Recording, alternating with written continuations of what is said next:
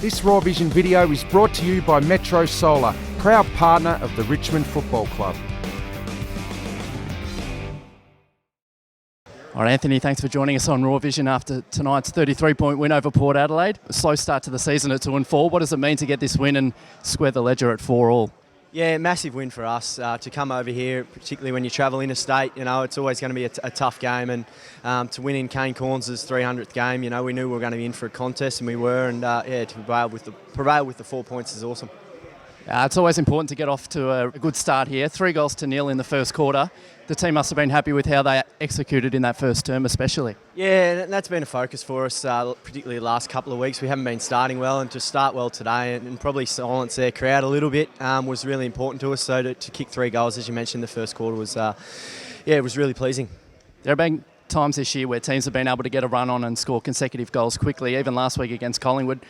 Not able to do that tonight with Port Adelaide. That must have been another pleasing aspect of the win too. Yeah, we're able to slow it up a little bit and, get secondary stoppages as well, which stopped their momentum at times, which, was pleasing as well. So we spoke about those lapses in quarters and trying to eliminate those, and I think we did that tonight.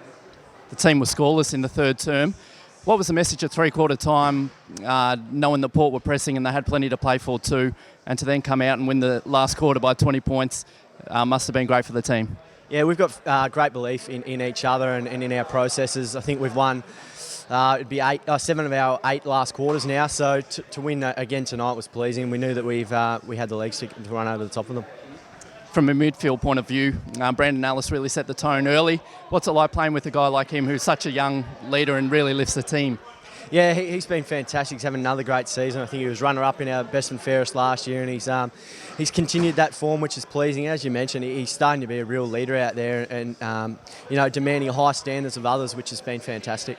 He really set the tone with his attack on the man as well, and the team finished with 86 tackles, plus 16 over them, just going down in the possession count, but the tackles must have been really important, and is that something that the team obviously wants to continue on for the coming weeks?